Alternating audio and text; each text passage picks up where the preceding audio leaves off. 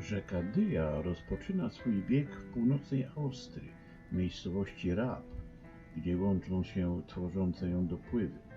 Nosi tutaj nazwę Thaya. Dyja po przepłynięciu 235 km uchodzi do Morawy.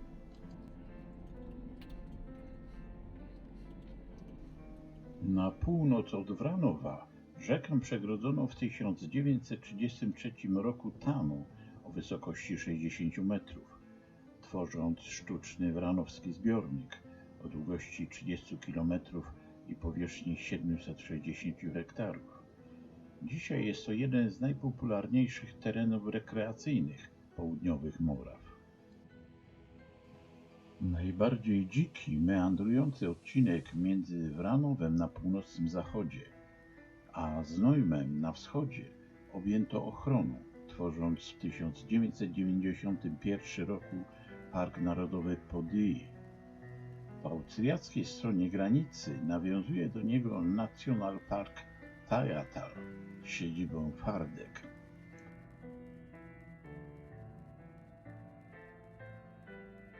O 80 metrów nad Doliną Dyi wznosi się Wranowski Zamek.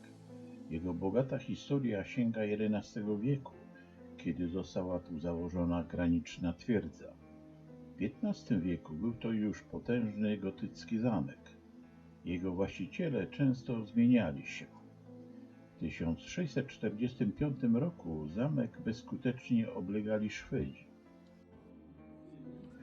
Pod koniec XVIII wieku, gdy jego właścicielem został Michał Jan II z Altanau, rozpoczęto przebudowę zamku w stylu barokowym.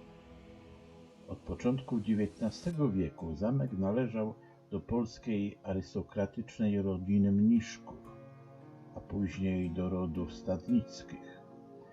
W zamku bywali znamienici muzycy, kompozytorzy i aktorzy scen wiedeńskich.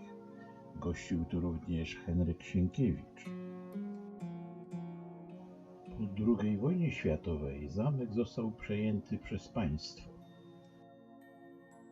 W latach 70. XX wieku przeprowadzono generalny remont zamku i udostępniono go publiczności.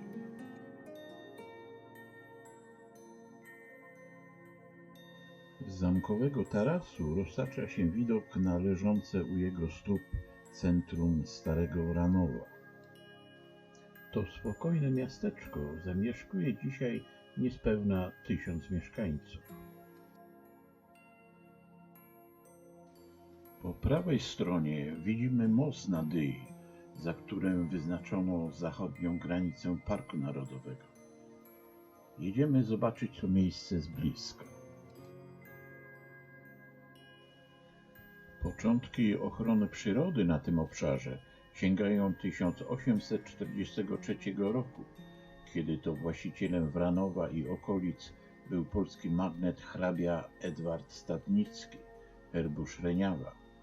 Jego syn, hrabia Adam Stadnicki, po ukończeniu Wydziału Leśnego Politechniki w Monachium zajmował się gospodarką leśną w rodzinnym majątku. Park Narodowy Podyje chroni naturalny 40-kilometrowy kanion doliny rzeki Dyja. Jego głębokość sięga miejscami 220 metrów. Na tym stosunkowo niewielkim obszarze park po stronie czeskiej zajmuje powierzchnię 62 km², a po stronie austriackiej 13 km². Zachowało się niezwykłe bogactwo fauny i flory. Znajdziemy tu piękną, zalesioną krainę, strome ściany skalne, rzeczne meandry, podmokłe łąki i malownicze wrzosowiska, a także winnice. Na miłośników wędrówek czekają dobrze oznakowane szlaki piesze i rowerowe. Leśna cisza, kojący szum rzeki, a nad tym wszystkim wysoko na skale Wranowski Zamek. Żal wyjeżdżać, ale czekają na nas inne atrakcje. Krętymi drogami przez spokojne morawskie wioski dojeżdżamy do północnej granicy parku. Naszym celem jest położony już w granicach parku Maleńki Czyżew, gdzie znajduje się ośrodek informacji i gdzie krzyżują się liczne szlaki turystyczne.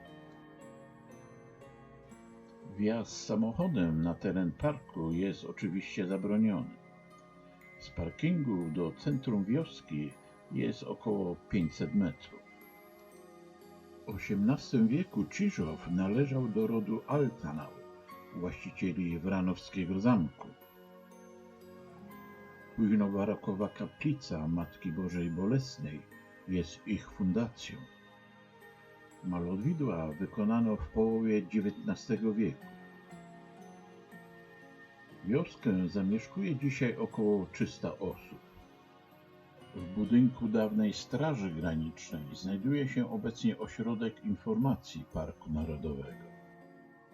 Ciekawa ekspozycja pozwala zapoznać się z florą i fauną parku. Jego symbolem jest bocian czarny. Sympatyczna pracownica parku opowiedziała nam m.in. o zróżnicowanej budowie geologicznej tej części Moraw, o organizacji turystyki na obszarze parku, a także wskazała nam najważniejsze miejsca, które powinniśmy odwiedzić. Przed budynkiem dyrekcji zgromadzono skały występujące na terenie parku.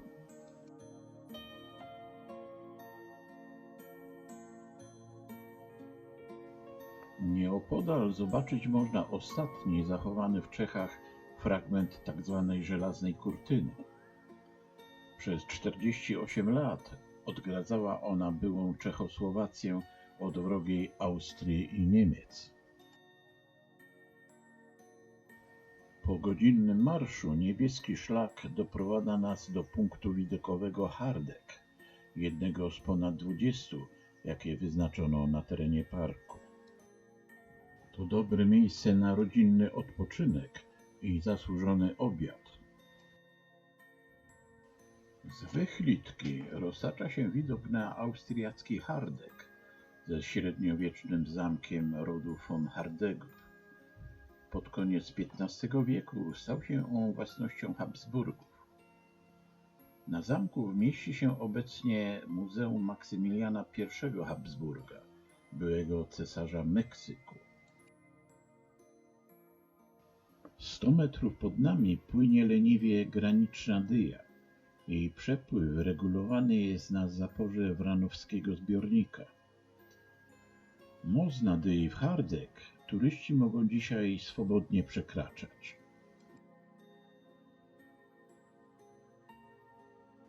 Do południowej części parku, jeszcze na terytorium Czech, najłatwiej można dostać się z miejscowości Popice i Chnanice, gdzie biorą początek krótkie szlaki turystyczne prowadzące do punktów widokowych nad Dyją. Od nowoczesnego hotelu Winice w Chnanicach zielony półkilometrowy szlak prowadzi do punktu widokowego 9 młynów. Nazwa nawiązuje do pracujących tu dawniej młynów.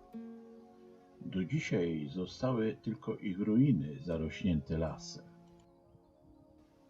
Turystów i miłośników wina przyciąga tu widok roztaczający się z wychlitki na słynną winnicę Sowerz. Na zboczu skalistego cypla w zakolu rzeki leży bowiem jedna z najstarszych i najlepszych winnic Europy. Pierwsze winnice w tym rejonie założyli podobno legioniści rzymscy. Winnice Sowerz zajmują blisko 12 hektarów powierzchni. Wina z tej winnicy zdobyły wiele złotych medali na najważniejszych konkursach winiarskich Europy. Dla ich jakości szczególne znaczenie ma rzeka Dyja, która opływa winnicę, a także klimat ciepłych dni i chłodnych nocy, mgła i wreszcie kamienista kwaśna gleba powstała na powierzchni gnejsów, która w ciągu dnia pochłania ciepło, a nocą je oddaje. Winica Sobecz jest kandydatem do wpisania na listę Światowego Dziedzictwa UNESCO. Wracamy do początku Zielonego Szlaku. Stąd szlakiem czerwonym kierujemy się do rzeki i kładki nad Dyją. Szlak rowerowy i pieszy łączą się, przekraczają rzekę i prowadzą aż do Winicy Sobecz, gdzie można degustować wino. My pozostajemy nad rzeką, podziwiamy jej piękno i wsłuchujemy się w jej kojący szum.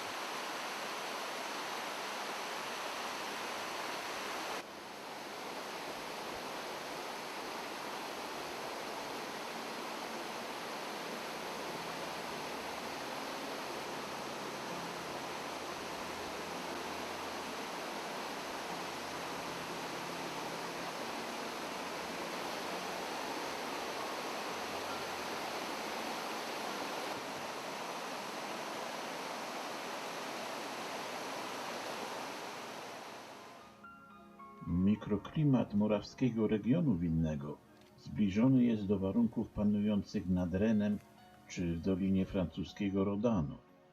Dlatego tutejszy Riesling czy Pinot Gris nie ustępują zagranicznej konkurencji.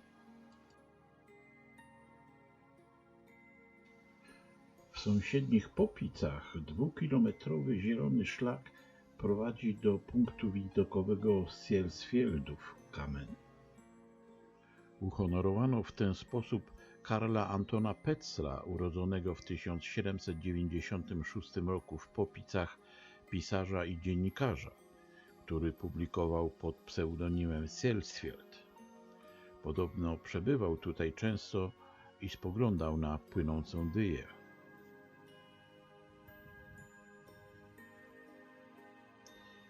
Widok rzeczywiście jest zachwycający. Skała wznosi się 150 metrów ponad lustro rzeki. Bogata jest flora i fauna parku. Symbolem jest wspomniany bocian czarny, ale spotkać tu można także rzadkiego sokoła kobuza, derkacza czy ziębę. Nam udało się sfilmować niespotykaną w Polsce jaszczurkę zieloną. Jasno-niebieskie podgarle samca świadczy, że jest w okresie godowym. Dojrzały osobnik dorasta do 40 cm długości. 1/3 stanowi ogon, który łatwo się odrywa, ale i regeneruje. Lasy zajmują 85% powierzchni Parku Narodowego, czyli 5430 hektarów. Są to głównie drzewostany świerkowe, sosnowe i modrzewiowe.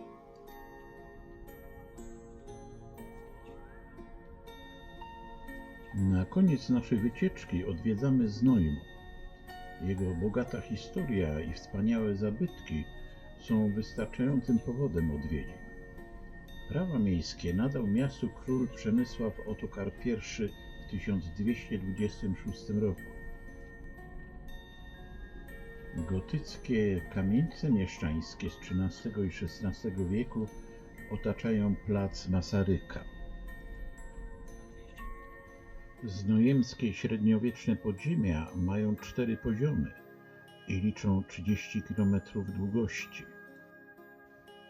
Nas jednak do Znojma sprowadza punkt widokowy, którego roztacza się widok z jednej strony na najcenniejsze zabytki, a z drugiej na Dyję. Znojmo od zachodu graniczy z Parkiem Narodowym.